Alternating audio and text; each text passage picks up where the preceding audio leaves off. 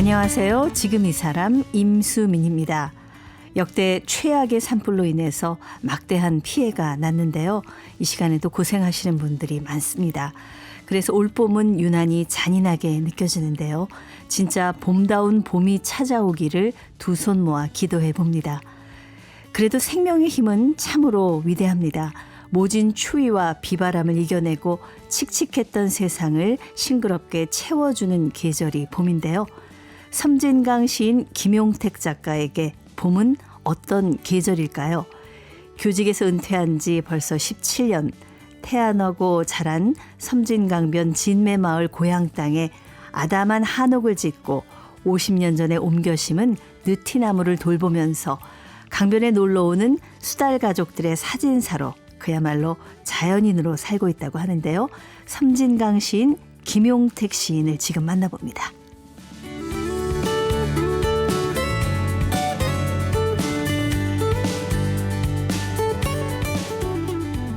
멀리 전라북도 임실에서 올라오셨습니다. 섬진강 시인 김용택 시인 모셨습니다. 어서 오세요. 안녕하세요. 네, 안녕하세요. 네. 지금 사시는 곳이 전라북도 임실 맞죠? 임실 덕치라고 예. 조그마한 그 면소재지에서 한 뭐 5km쯤 떨어져 있는 조그마한 마을입니다. 강가에 예. 있습니다. 그 마을에서 태어나시고 자라서 네. 그 마을에 있는 학교를 졸업하고 예. 그 마을에 있는 학교에서 선생을 했죠. 그리고 지금도 잠깐 나갔다가 사셨다가 잠깐 나갔다가 다시 뭐 들어오신 거죠? 완전히 나간 건 아니었고 아. 그냥 뭐 왔다 갔다 하다 살다가 이제 예. 퇴직하고 나서 들어왔죠. 살면서 그 반경 몇 킬로미터를 안 벗어나셨네요. 보면 다 보면 네. 나가서 아침에 보면 다 보이는 곳에서 살았죠. 예. 네. 그 한 군데서 계속 사시면 좋은 점도 있겠습니다만은 제 생각에는 가끔 좀 지겹기도 하고 오매징하네 이런 생각도 안 들고 그러십니까? 그게 아니고 네. 한 군데서 오래 살면은 예. 정이 드는 게 아니고 자세히 보기 때문에 아. 늘 새로운 것이 나타나요. 그렇군요. 네. 근데 뭐 이렇게 옮겨 다니면서 사시는 분들은 네. 자기가 살고 있는 곳에 대한 애정이 없어, 사랑이 없어. 맞아요. 네. 그냥 옮겨 다니지. 근데 나는 예. 한 군데 있다 보면 늘 시시각각 계절별로 아침 저녁 밤낮 다 다른 것들이 보여요. 같은 것들을 보고 다른 말을 해요. 예. 네. 그 사실은 제가 3월 중순에요. 광양 매화마을 갔다가 구례 네. 산수유마을 갔다가 돌아왔거든요. 네. 그러면서 이제 그 섬진강가에서 섬진강 하니까 저는 딱 김용택 시인이 떠오르더라고요. 근데 이제 거기서는 조금 올라가야 되죠. 그렇죠. 거기서 차로 1시간, 광양에서 1시간 반 정도. 네. 저희 동네는 뭐 아주 그 15가구가 사는 조그마한 촌이죠. 예, 예. 네, 그래서 강물도 그렇게 막 강폭이 넓고 그러지도 않고. 예, 사진으로 보니까 네. 그 광양의 섬진강 큰 강이라면 네. 그 우리 김용택 시인 사시는 동네 섬진강 거기에 비하면 개울 같더라고요. 시냇물이라고 볼 수 있죠. 네. 그 김용택 시인 시 중에 오신다 그러니까 제가 봄에 관한 시가 여러 시가 있더라고요. 그 중에서 문득 봄날 네. 이 시가 떠오르더라고요. 그 사람들이 왜 그 시를 좋아하는지 잘 이해를 못 하겠는데. 예. 네. 그 제가 좀 잠깐 소개해드릴까 아니면 시인께서 직접 저는 모르고 선생님께서. 예. 네. 제 시를 얘기하라고 하면 쑥스러워요. 그러세요? 네네. 예. 봄날 김용택 나 찾다가 텃밭에 흙 묻은 호미만 있거든 예쁜 여자랑 손잡고 섬진강 봄물을 따라 매화꽃 보러 간 줄 알거라. 네. 실제로 이런 적이 있으셨나 봐요. 그렇죠. 그런 적이 많죠, 사실은 뭐. 여기 매화꽃 보러 어디로 가신 거예요? 그 섬진강이 사실은 매화꽃이 광양에 이제 절정을 이루지만 가다 보면 굉장히 매화꽃들이 많이 피어 있는 곳들이 많아요. 예, 예. 이게 강을 쭉 따라가면 매화꽃들이 다 있죠. 아. 어느 골짜기든지 쭉 이 마을에 매화꽃들이 이렇게 강변에 심어놓은 매화꽃들이 네, 많아요. 네. 그러니까 네. 이게 말이죠. 저는 그런 것 같아요. 봄 되면 왜 사람이 마음이 들썩들썩하고 왜 콧구멍이 벌름벌름하면서 바깥바람 쐬러 나가고 싶잖아요. 그렇죠. 그러니까 어떻게 호미자루를 들고 있겠어요. 근데 이제 저는 시골 그 작은 마을에 사니까 봄 되면 이제 뭐 제가 전문적으로 뭐 농사를 짓는 건 아니더라도 뭐 뒷뜰에 뭐 이렇게 호미 가지고 뭐 할 일이 많죠. 예, 그래서 그렇게 뭐 일하고 있는데 이제 저희 집에 그 손님들이 딱 오세요. 예, 그 뭐 저희 집을 보러 오는데 그 이제 어느 날 이렇게 어떤 여자분 3명이 오셔가지고 어디 가냐 보니까 광양에 가신다는 거죠. 그럼 나도 같이 가야겠다고 그냥 호미를 던져놓고 따라갔다 와서 저녁에 쓴 겁니다. 네. 아, 예. 그러니까 저뿐만 아니라 많은 분들이 이 시를 찾는다 이런 얘기를 하셨는데 이 시가 이제 노래로 만들어졌다고요? 네, 뭐 며칠 안 됐는데 그 최성수 선생께서 제 시를 가지고 오래전부터 이렇게 노래를 만들기 시작했는데 한 2년 동안 그 지금 8편을 그 CD를 내셨더라고요. 아직 뭐 나온 지가 며칠 안 돼서. 그리고 또 내년에 또 이제 한 8편. 그러니까 아직 이제 저도 못 들어봤고 우리 청취자분들도 못 들어보셨을 것 같은데 너무 기대가 되는 게 이 사실 노래로 그 시가 노래로 만들어지면 정말 파급력이 크더라고요. 그렇죠. 또 특히 최성수 선생님 같이 이렇게 감성이 풍부하신 분이 노래를 만들어서 뭐 노래를 좀 들어봤는데 약간 흥이 있는 그동안에 우리가 알았던 최성수 선생님이 아니신 그런 어떤 곡을 이렇게 또 시라는 게 굉장히 이렇게 뭐 만들기 어려워하는데 만드셨더라고요. 이 노래를 준비를 지금 이 얘기를 듣고 바로 하셨대요. 그래요? 잠깐 들어볼 수 있어요? 네네, 한번 들어보겠습니다. 나온 정말 따끈따끈한 노래입니다.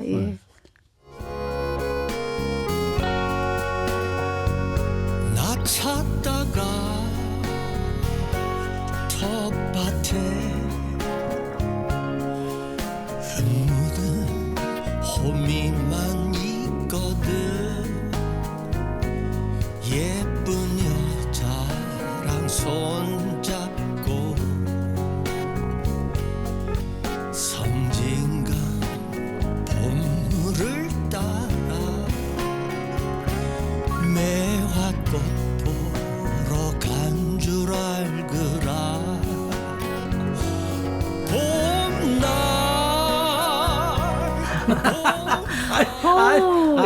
쑥스러워. 뒤로 넘어지실 뻔하셨어요. 쑥스러우셔가지고. 아니 이 노래 들으니까요. 저도 지금 뭐 스튜디오 마이크 팽개치고 나가버리고 싶은데요. 지금 마이크 던지고. 마이크 호미자로 던져버리듯이 마이크도 던져버리고. 마음을 좀 살짝 달뜨게 해주셨어요. 제가 안 그래도 그 임실에 언제 갈 일이 있으면 전 아직 임실을 못 가봤는데 임실에 갈 일이 있으면은 그 김용택 선생님 집에 한번 가보고 싶다. 김용택 치면 나옵니다. 집이. 근데 거기 열려 있어요, 문이? 그렇죠. 내가 서재가 하나 있고 한옥이 하나 있고 그다음에 살림집이 있는데 다 대문이 없습니다.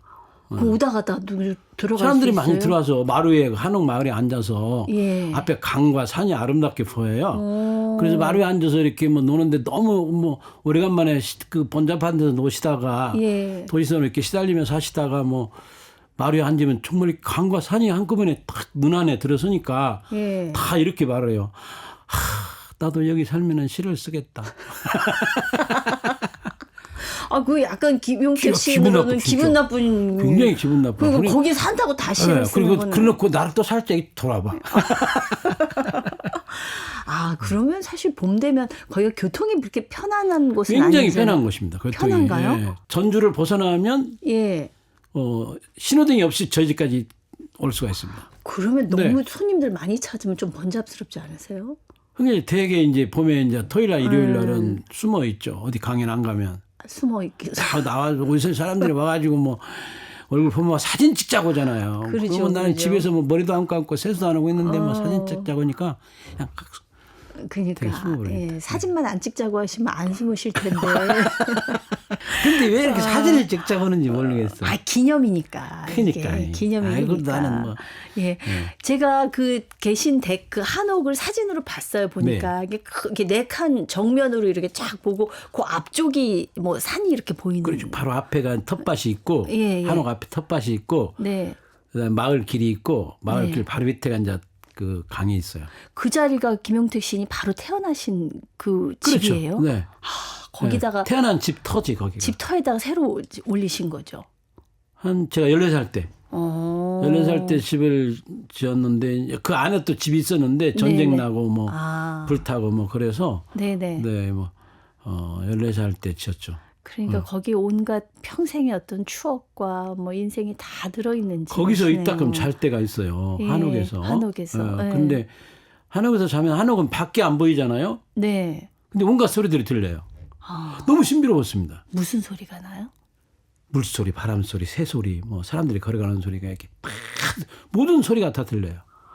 근데 우리는 유리창은 밖은 보이는데 소리가 안 들리잖아요. 방음을 하잖아요, 요즘. 방음을 철저히 해보니까. 네. 근데 한옥은 밖은 안 보이는데 모든 소리는 들려요. 옛날에는 눈 위에 네. 눈이 앉는 소리가 들려요. 앉은 소리가. 눈 위에 눈 내리는 소리가 사가락 들리는 거예요. 들리는 거예요. 놀라운 그런 그 감성을 흔들어내는 네, 감정을 흔드는 예. 네, 어떤 삶의 영감을 주는 그러니까. 그런 소리가 들리죠. 옛날에는 우풍 들고 그래서 참 아이고, 싫었는데. 그러니까. 근데 막 간혹에서 오래간만에 자면 너무 갑자기 놀라는 거야. 아침에 막 너무 자연의 소리가 한꺼번에 막 이렇게 쏟아져 들어오니까 요새는 뭐 새들이 뭐 그렇게 딱새가 예쁘게 울고 모든 새들이 다 봄이 되면 울음을 바꿔요. 여의도의 새들은요. 네. 여의도에도 공원도 있고 새들이 많은데 고함을 질러요. 싸나. 왜 그러냐면 주위가 시끄러우니까 네. 내 소리를 저 다른 상대 새한테 그 연락을 해야 되는데 소통을 해야 되는데 말을 해야 되는데 소리 때문에 안 들려요. 그러니까 높이는 거야. 네. 그리고 울음이 아름다워야 되는데 울음이 사나워져. 어느 날 들으니까 새 소리가 왜 이렇게 시끄럽지 매미 않고. 예. 도시에서 매미 소리 보세요. 잠을 못 자잖아요. 예. 다른 소리가 시끄러우니까 나도 크게 하는 거야. 네. 거기 매미는 그렇게 안 시끄러워요. 그렇게 안 시끄럽죠. 진짜 아름답죠. 네.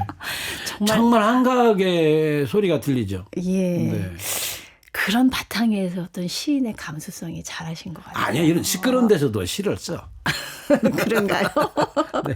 나는 거기 살기 네. 때문에. 네. 가만히 보면은 그냥 삶을 하나하나도 그냥 지나치지 않고 다 이렇게 들여다보시고 친구하고 이러시는 것 같아요. 보니까 사람 말고도 그 집 앞에 친구들이 또 여럿 있으시고. 이루 말할 수가 없죠. 좀 친한 친구 한둘만 소개해 주시면. 가장 친한 친구가 나를 알아본 것 같은 알아본 듯한 친구가 수달. 수달이 여러 마리가 살거든요. 네. 수달이 그 천연기념물 같은 거 아니에요? 그건 잘 모르겠는데 네네. 하여튼 보호종이죠. 보호 예. 동물입니다. 이렇게 그 없어질 수 있는 그런 동물이기 때문에. 근데 이제 제가 어디가 수달이 있단 말을 못 해요. 왜냐하면 수달이 있다고 하면 또 수달을 찍으러 오고 또 뭐 그래서 수달이 뭐 여러 이렇게 자기 구역이 있어요. 그러면은 수달 여러 마리요 가족들이 이렇게 있나요? 3마리가 지금 내가 보는 곳은 2마리가 다니는 가족이 있고 예. 홀로 다니는 수달이 1마리가 있고 3마리가 다니는 수달이 있어요. 예. 근데 이제 뭐 애들이 막 고기를 막 이렇게 팔뚝만한 걸 잡아가지고 바위로 올라와서 이렇게 먹고 있어요. 막 좀 마루 들랑 보면 피가 막 이렇게 나오는 고기를 이렇게 아그작아그작 이렇게 먹는. 그래가지고 이제 먹고 있다가 야, 나 봐. 그러면 저를 봐요. 안 도망가고요? 안 도망가. 나를 아는가 봐. 낯이 익었나 봐요. 낯이 있는 거예요. 이렇게 돌아보는 거죠.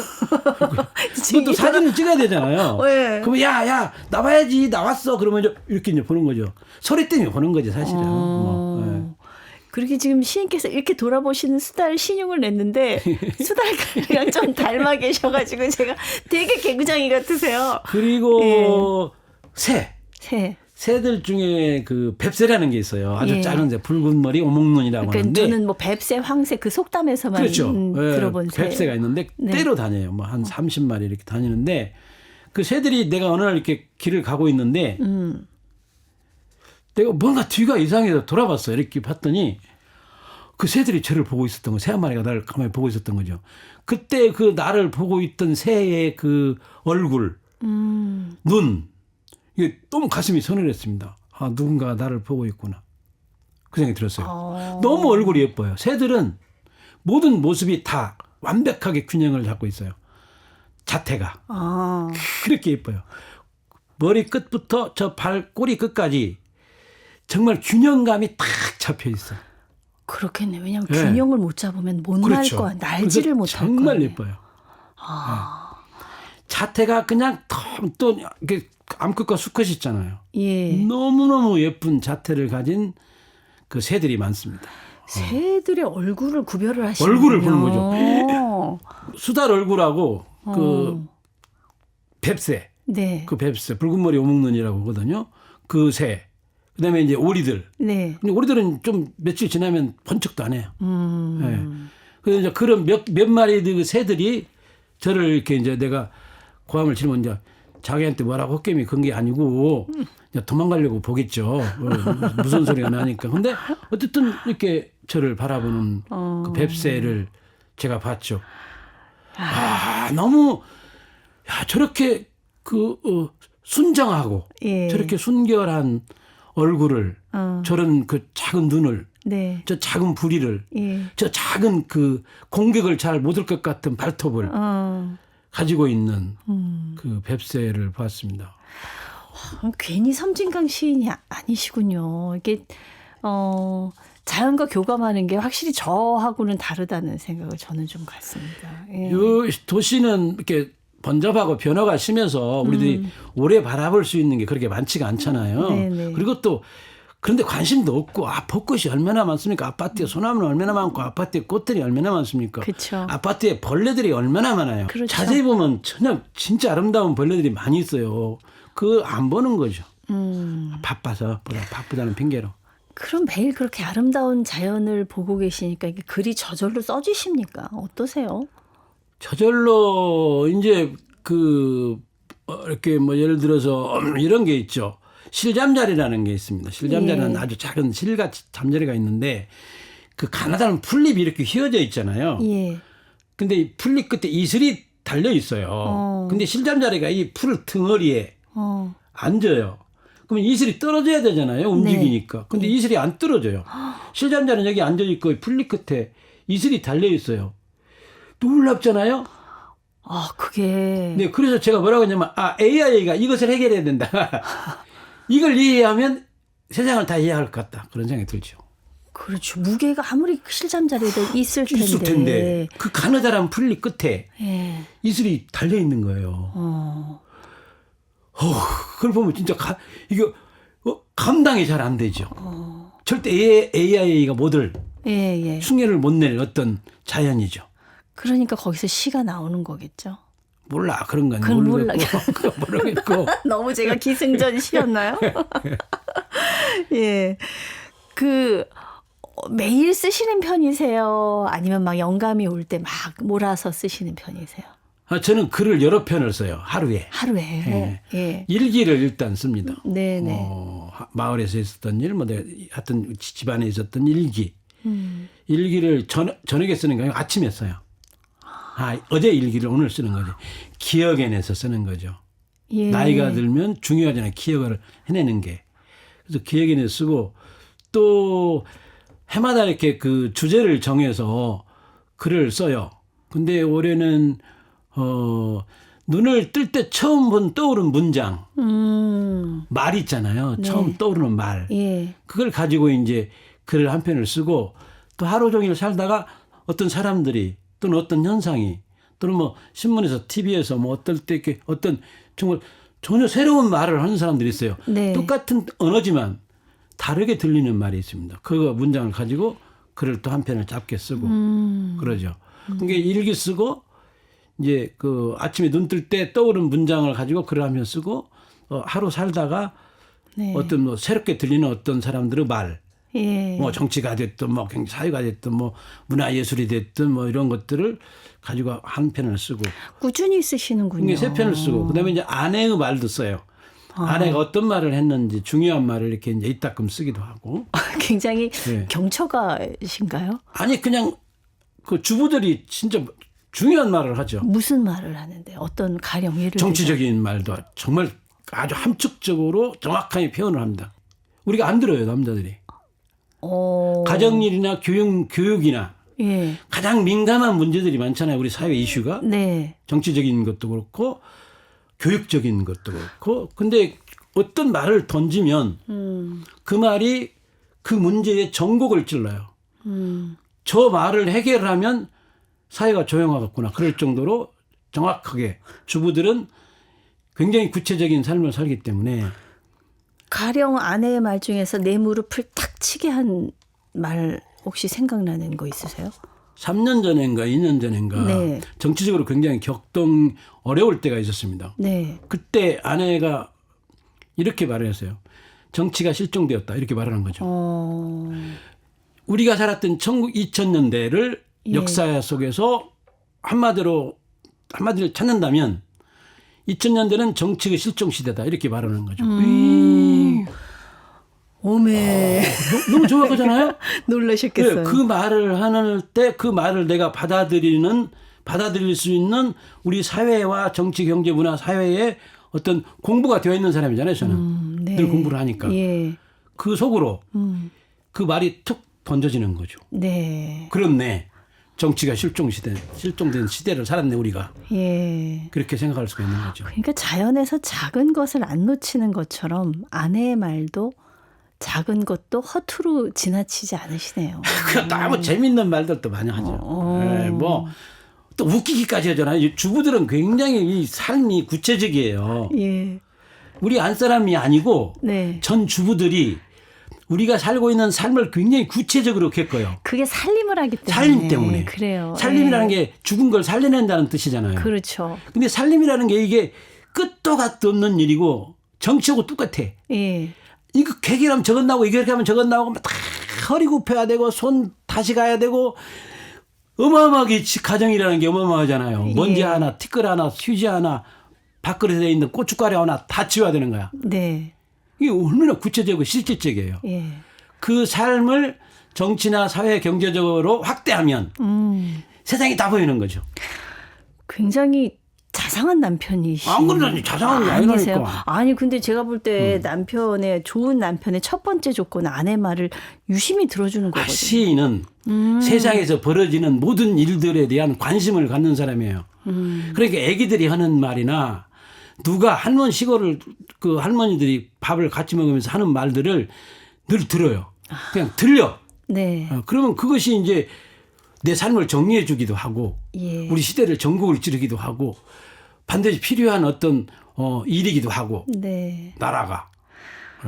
작은 소리에 좀 귀를 더 기울여 봐야 되겠다. 우리는 너무 큰 것만 예, 가지고 있다. 그러니까요. 벌레가 이 조그마한 벌레가 그 풀잎 끝에서 이슬이 안 떨어지는 걸 알아야 되는 거지. 정치하는 사람들이 그래야 조심하지. 맞습니다. 주변 분들하고 같이 시 공부, 글 공부 하신 지가 꽤 오래 되셨다 그랬는데 네. 저희가 이제 진매 마을 얘기도 상당히 했습니다만 그 고향 사람들 또 마을 얘기를 묶어서 지난해 또 시집도 내셨었잖아요. 그렇죠. 네. 네. 그때가 배고프지 않은 지금이었으면. 진짜 그때 그 시집은 시가 오래된 시예요, 사실은. 옛날 시인데 묵힌 시들. 어느 날 이렇게 그 내 컴퓨터를 검색하는데 네. 클릭을 해봤더니 그 시가 있었던 거죠. 근데 그 시를 시집 한 권 분량이었어요. 예. 근데 어디다 발표를 안 했던 모양이죠. 그래가지고 그 시를 이제 냈는데 그 시를 내가 그 시집을 제가 읽고 내고 나서 너무 좋았습니다. 왜냐하면 우리들이 살았던 어떤 한 시대가 거기에 한 마을이 있었던 거죠. 옛날 마을이. 예. 그렇다고 해서 그게 오래된 마을도 아니고 그렇게 먼 마을이 아니었는데 우리들이 두고 왔거나 버렸거나 어떤 그 마을의 작은 마을에 어떤 아름다운 공동체적인 삶이 여실히 살아 있었던 거죠. 그 마을에 지금은 이제 안 계시는 많은 분들에 대한 그렇죠. 얘기도 있는 다 거잖아요. 들어있죠. 그 중에 혹시 기억나는 일화가 하나 있으세요? 그 진문희 형님이라고 네. 그 샘가에 사는 그 형님이 계셨었는데 형님 어머니가 순창장을 걸어 다녔어요. 12km 넘죠. 옛날에는 걸어 다녔는데 큰 산을 하나 넘어와야 돼요. 예. 근데 해가 넘어간 거죠. 해가 넘어갔는데 무서운데 고개를 넘으니까 호랑이가 와서 앞에 딱 앉더래요. 타라는 거죠. 진짜 호랑이 담배 피던 시절 얘기입니다. 그래가지고 그 할머니가 호랑이를 탔는데 예. 그냥 비호같이 날아서 집안 그 대문간에 내려놓고 호랑이가 가더래요. 근데 그것에 이제 얘기를 하고 있는데 사람들이 다 뭐라고 하냐면 이건 진짜다라고 말해.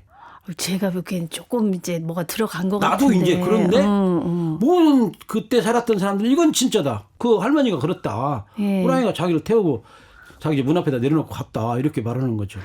저는 예전에 시골에 저희 시골 담양이었는데 가면은 할머니가 제 할머니 이제 무릎을 베고 이렇게 누우면 할머니가 잘못 때 옛날 얘기를 해주시는데 산에 갔다가 여우가 그 둔갑한 얘기를 본인이 겪었다고 얘기를 해주셨었어요. 근데 그것이 우리가 네. 생각해보세요. 우리가 그게 없었다고 누가 말하겠어. 생각해봐. 누가 하긴 원래. 예. 왜 그런 일이 없었어? 말도 안 되지. 없었다는 게 말이 안 되는 거야 나는. 네. 네. 호랑이가 왜 안 태워다 줬겠어? 그 참 생각해 보면 그때는 진짜 뭐 보릿고개 시절일 거 아니에요. 그렇죠. 어려웠던 시절. 때죠. 네. 그래도 참 더 애틋함이 있었던 것 같습니다. 그 공동체는 정말 아름다운 공동체였죠. 이런 게 그 시집을 내고 나서 내가 정말 놀랍게 우리들의 내 삶을 들여다봤던 건 그들의 가난이 고귀했던 거죠. 고귀한 가난. 가난이 비천하고 천하고 우리들이 버려야 할 것인데 네네. 그때의 가난은 고귀했던 거죠. 근데 그 고귀한 그런 가난을 지금 시골에 제가 그 할머니들하고 점심을 같이 먹어요. 네. 공동으로. 아, 그러세요? 네, 시골은 지금 다 공동으로 밥을 군위에서나 줘요. 그 회관에서 같이 잡수시는 네, 거예요? 저는 같이 밥을 점심을 먹는데 예. 그때 그 밥을 먹을 때의 그 분위기는 그때나 지금이나 똑같죠. 조금이나. 네. 네. 그럼 그 고귀한 가난이라는 표현이 제 마음을 지금 울리는데 제목이 그 시집의 제목이 그때가 배고프지 않은 지금이었으며. 그렇죠. 그때가 배고프지 않고 지금처럼 좀 잘 사는데 그런 아름다운 공동체가 살아있는 그때였으면 얼마나 좋았겠냐 그 말이죠. 네. 네. 배가 고팠기 때문에 더 귀한 시간이었던 것 같기도 그렇죠. 하고. 그렇기도 하죠. 네. 그렇습니다. 아, 마을 얘기하다 보니까 시간이 벌써 훌쩍 지나가서요. 우리 김용택 시인께 또 궁금한 얘기들이 많은데 다음 시간에 다시 한번 모시고 알겠습니다. 말씀을 나눴으면 네. 좋겠습니다. 네. 오늘 감사합니다. 네, 고맙습니다. 네, 섬진강 시인 김용택 선생님이었습니다.